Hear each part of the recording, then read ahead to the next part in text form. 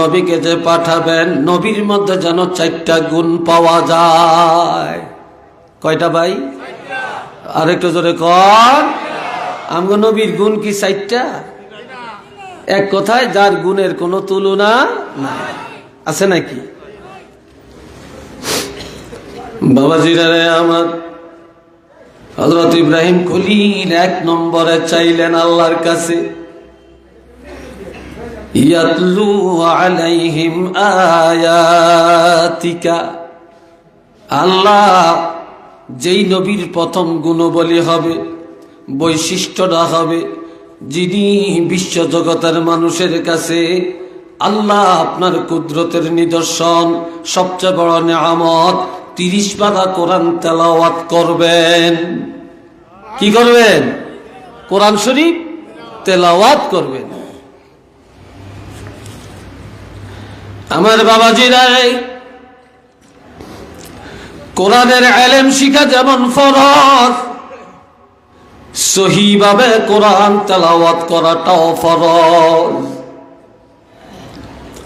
তবে কোরআনের ইলম, কোরআনের তাফসীর যদি সমাজের মধ্যে 2-4 জন 20 জন হয়, ফরজ আদায় হয়ে যাবে। কিন্তু সহিভাবে কোরআন তেলাওয়াত করা সকলের জন্য ফরজ।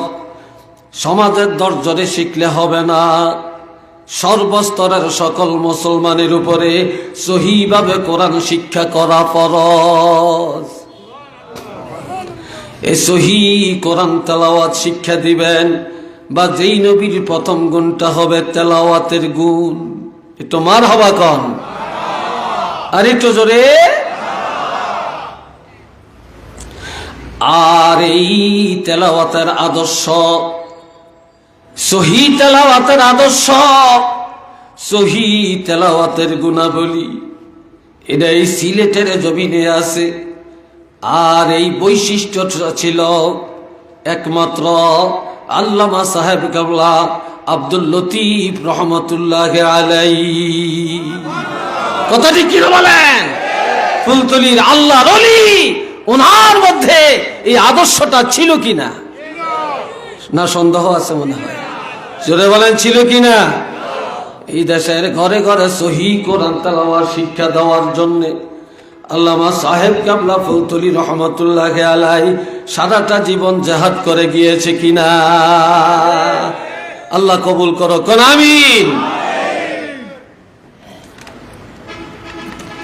হযরত ইব্রাহিম খলিল 2 নম্বরে দোয়া করলেন, ওয়া ইউআল্লিমুহুমুল কিতাবা। আল্লাহ যে নবীর দ্বিতীয় বৈশিষ্ট্যটা হবে কোরআন শিক্ষা দেওয়ার বৈশিষ্ট্য, যিনি বিশ্ব জগতের মানুষের কোরআন শিখাবেন। কি শিখাবেন? কথা বলেন, কি শিখাবেন? কোরআন শিখাবেন। ভাইস চেয়ারম্যান ওখানে গেলেন কেন? ও আচ্ছা, ঠিক আছে, আপনার যেমনি ভালো লাগে বসেন। আপনার এই জায়গাটা দিয়ে এত হাঁটাহাঁটি করেন কেন? একটা কথা শুনেন, মাহফিলের পাশে দিয়ে হাঁটাহাঁটি করলে, বক্তার নজর পড়লে কথার মোড় ঘুরে যায়, দাসটা নষ্ট হয়ে যায়। এই জন্য এখানে এই হাঁটবেন না এইভাবে। বিরক্ত বোধ করছেন মনে হয় আমার কথা। কি বলেন, বিরক্ত বোধ করছেন? আল্লাহ শুনেন,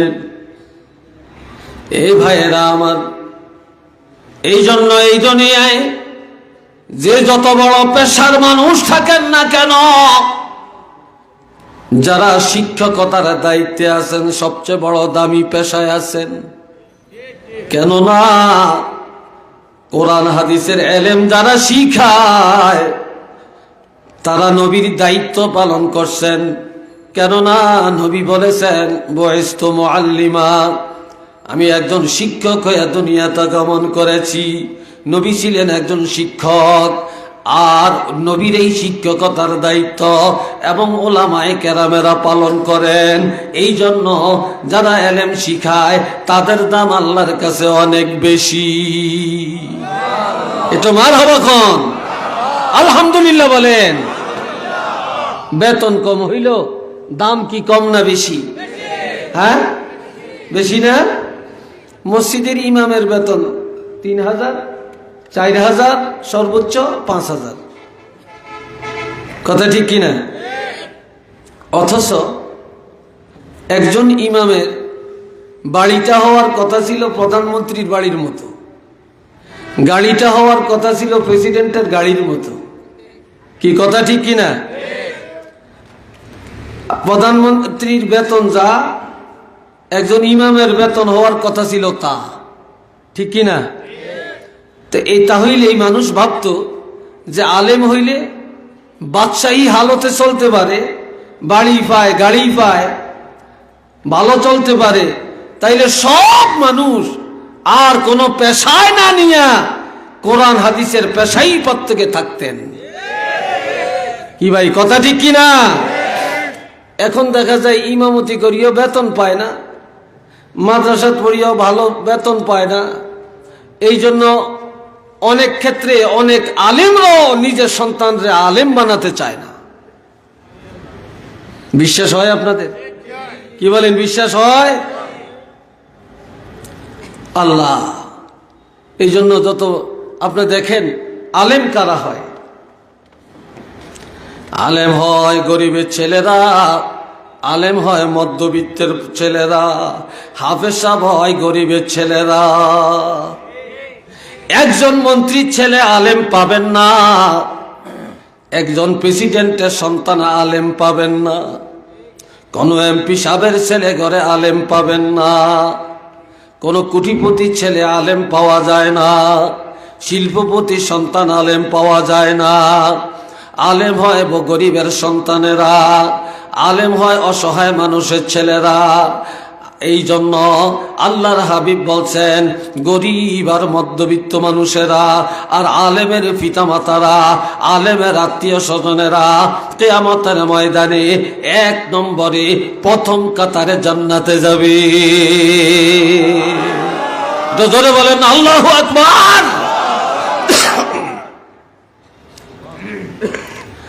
আর ইলম শিখানোর জন্য রাসূল আসছেন। 3 নম্বর দোয়া করেন, আল্লাহ ওয়াল হিকমা, যে নবী হবেন কৌশলের নবী, যিনি হবেন আদর্শের নবী, এই জমিনের মধ্যে যার আদর্শ চলবে, যেই নবীর সুন্নত তরিকায় জগৎ চলবে, যে নবীর আদর্শে নামাজ, যে নবীর আদর্শে রোজা, যে নবীর আদর্শে হজ, যে নবীর আদর্শে সমাজ, যে নবীর আদর্শে রাষ্ট্র, যে নবীর আদর্শে ব্যবসা, যে নবীর আদর্শে রাজনীতি, যে নবীর আদর্শে অর্থনীতি, সে এমন একজন আদর্শের নবী আমি ইব্রাহিম খলিলের বংশে পাঠায়া দেন। একটু চিল্লিয়ে বলেন না সুবহানাল্লাহ। দুনিয়াতে আদর্শ চলবে কার? নবীর। জোরে বলেন কার? আরেকটু জোরে বলেন কার? আর কারো আদর্শ এই জমিনে চলবে? চলবে। 4 নম্বরের গুণটা যেন হয় ওয়ায়ুজাক্কিহিম, আল্লাহ যে নবী জগতের অসভ্য মানুষের সভ্যতার আলো দান করবেন, আত্মার পবিত্রতা ঘটাবেন, তাজকিয়ায়ে নফস, আত্মার পবিত্রতা ঘটাবেন।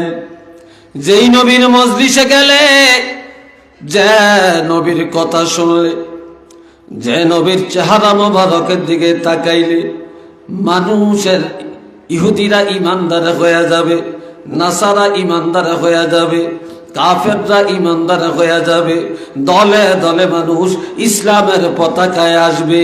উচ্চ আওয়াজে বলেন না সুবহানাল্লাহ। আল্লাহ সেই নবী হযরত ইব্রাহিম আলাইহিস সালামের বংশে আল্লাহ পাঠায়া এরপর আল্লাহ একটা ঘোষণা দিছেন।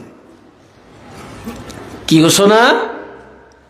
লাকাদ মান্নাল্লাহু আলাল মুমিনিনা ইয বা'আসা ফীহিম রাসূলা, অবশ্যই আল্লাহ বিশ্ব জগতের মুমিনকে দয়া করেছেন, মুমিনের কাছে সর্বকালের সর্বশ্রেষ্ঠ রাসূল পাঠাইয়া দিয়েছেন।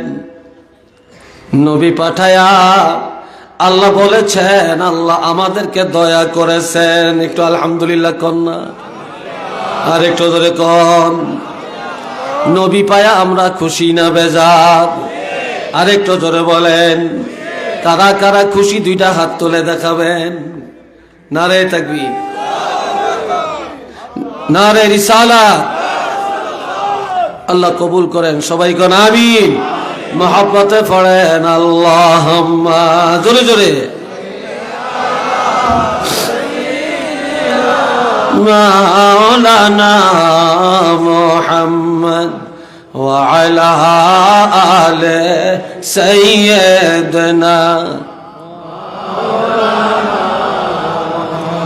জোরে জোরে আল্লাহুম্মা সাল্লি আলা মাওলানা মুহাম্মদ।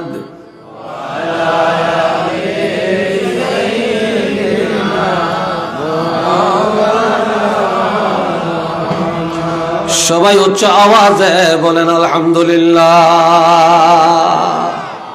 পিছন দিয়ে বলে না, এক আওয়াজে একসাথে বলবেন আলহামদুলিল্লাহ। কষ্ট হইতেছে মনে আপনাদের না? বিরক্ত লাগছে সম্ভবত। কথা চলবেনি আরো কিছু? রাজি আছেন? রাজি নাই কে একটু হাত তোলেন তো।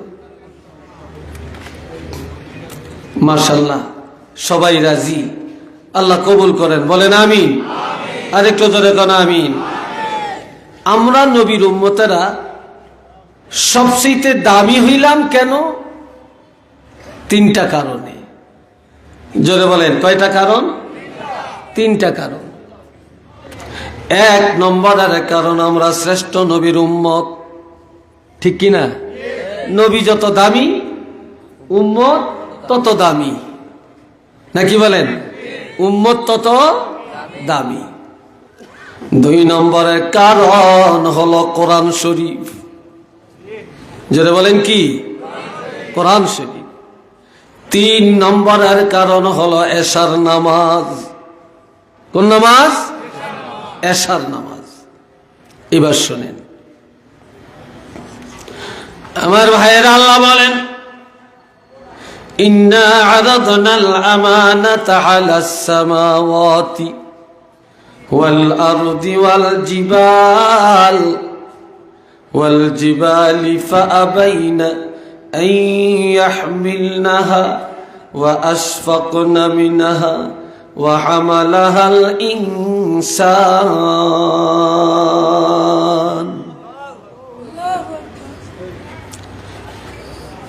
30 পারা কোরআন আমি আল্লাহ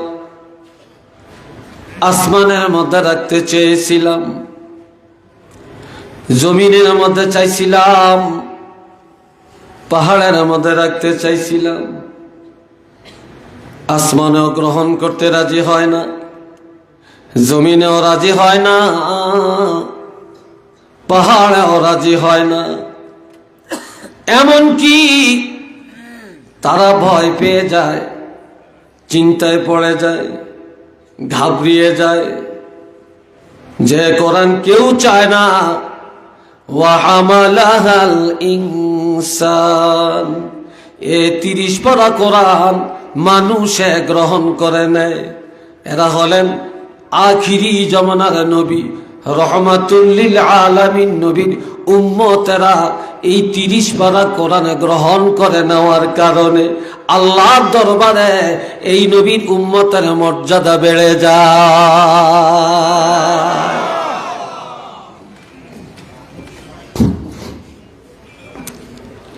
এরপরে আসেন এশার নামাজের কারণ।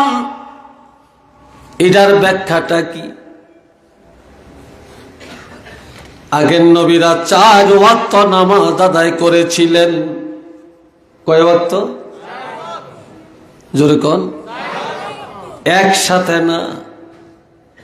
হযরত আদম নবী পড়েছিলেন ফজরের নামাজ, তাও আল্লাহ শুকুর আদায় করার জন্য। হযরত ইব্রাহিম খলিল আর মুসা কালিমুল্লাহ পড়েছিলেন জোহরের নামাজ। মুসা নবী জোহরের টাইমে নীল দরিয়া পার হতে পারলেন। ইব্রাহিম খলিল জোহরের টাইমে অগ্নিকুণ্ডলী থেকে মুক্তি পাইলেন। আল্লাহ শুকুর আদায় করার জন্য তারা 4 রাকাত নামাজ আদায় করলেন। ওই 4 রাকাত নামাজই হলো জোহরের নামাজ। আদম নবীর দোয়া কবুল করলেন ফজরের সময়, এই জন্য 2 রাকাত নামাজ আদায় করলেন। এটা হলো ফজরের নামাজ। নূহ নবীর বন্যা ছিল 40 দিন। যেই সময় যেদিন আল্লাহ মুক্তি দিলেন, নাজাত দিলেন, বন্যা থেকে রক্ষা করলেন, সময়টা ছিল আসরের সময়। বন্যা থেকে মুক্তি পায়া হযরত নূহ নবী 4 রাকাত নামাজ আদায় করেন। ওই 4 রাকাত হলো আসরের নামাজ। এটা সুবহানাল্লাহ বলতেন না? মানুষ বিপদে পড়ে পয়গাম্বরের কাছে দোয়া চায়, এই যুগে ওলি আল্লাহর কাছে দোয়া চায়, পীর সাহেবের কাছে দোয়া চায়, আলেমের কাছে দোয়া চায়, পানি পড়া তেল পড়া নেয়, কিন্তু নামাজ পড়ে না, হালাল খায় না। হুজুর মাথাটা হাত দিয়ে দেন, কথা ঠিক কিনা? আরে মাথায় হাত দিলি কি লাভ হবে? তুমি নামাজ পড়ো, সত্য কথা বলো, পাক পবিত্র হইয়া চলো, পানি পড়া তেল পড়ার প্রয়োজন হবে না, কথা ঠিক কিনা? বাবাজিরা খেয়াল করেন, দাউদ নবীর উম্মতেরা মহামারীতে পড়িয়া মহামারী থেকে মুক্তি পাওয়ার জন্য হযরত দাউদ নবীর কাছে আসরের সময় আসিয়া দোয়া চায়। এই যুগে করোনা, ওমিক্রন, দোয়া তো আমরা চাই না, দোয়ার দরকার নাই। বাবাজিরা রে আমার, এখনো যারা ভালো আছেন, বিশ্বের মধ্যে এখনো বাংলাদেশ অনেক ভালো আছে। এটার একমাত্র কারণ মুহূর্তে মুহূর্তে মসজিদে মসজিদে, মাদ্রাসায় মাদ্রাসায়, ওয়াজ মাহফিলে প্রতিদিন হাজার হাজার আলেমরা দোয়া করছে, ঠিক না? আর এটার বিরুদ্ধে এখন ষড়যন্ত্র চলছে, কিভাবে এটা বন্ধ করা যায়। বন্ধুরা রে আমার, অনেক জায়গায় বন্ধ করেও দিছে, বন্ধ হয়েও গেছে, কিন্তু এই মাহফিলগুলি যদি বন্ধ হয়ে যায়, দোয়া বন্ধ হয়ে যাবে, আল্লাহর রহমত বন্ধ হয়ে যাবে, গজব কম আসবে না বেশি আসবে। সব বুঝি, এটা বুঝি না কেন? হাজিরিনে কেরাম, হযরত দাউদ নবীর কাছে আসরের সময় দোয়া চায়। দাউদ নবী হাত তুলে দোয়া করলেন, এত বড় লম্বা দোয়া করলেন। নবীরা দোয়া করলে কবুল হইছে কি হয় না, সাথে সাথে আল্লাহ জানায়া দেন। কিন্তু দাউদ নবীর মুনাজাত কবুল হয় না, এই জন্য দোয়া শেষ করে না। দোয়া বাড়াইতে বাড়াইতে বেলা ডুবে যায়। বেলা ডুবে যাওয়ার পরে হযরত দাউদ নবীর কাছে জিবরাইল আমিন এসে জানায়, হুজুর মুনাজাত শেষ করেন, আপনার মুনাজাত কবুল হয়ে গেছে। আরো আস্তে, আরো আস্তে। আর এই সময় মুনাজাতটা শেষ করিয়া হযরত দাউদ নবী আল্লাহ শুকুর আদায় করার জন্য, যে আল্লাহর দরবারে মুনাজাত কবুল হয়েছে, এই শুকুর আদায় করার জন্য 4 রাকাত নামাজের নিয়ত করলেন। কয় রাকাত? 4 রাকাত। হযরত দাউদ নবী 3 রাকাত পড়লেন সুস্থভাবে। কয় রাকাত? চতুর্থ রাকাত পড়ার আগে আগে নামাজের মধ্যে এমন আল্লাহর ভয় এসে যায়, হযরত দাউদ নবী নামাজে কাঁদতে কাঁদতে বেহুশ হয়ে পড়ে গেলেন। কিন্তু বেহুশ হয়ে গেলে আর নামাজ নাই। লা তাকরাবুস সালাতা ওয়া আনতুম সুকারা, আল্লাহ বলছেন নামাজের কাছে যাও না যতক্ষণ তোমরা জ্ঞানহীন ভাবে থাকবে, বেহুশ থাকবে। এখন জ্ঞান ফিরে আসার পরে দাউদ নবী আমার আল্লাহর কাছে কাঁদেন, আল্লাহ আমি তো 4 রাকাত নামাজের নিয়ত করছিলাম, 3 রাকাত পড়েছিলাম, চতুর্থ রাকাত আর পড়তে পারলাম না। আমার এই নামাজের উপায় কি? আমার আল্লাহ জানিয়ে দেন দাউদ রে, এই নামাজ আর পড়া লাগবে না, আর পড়া লাগবে না।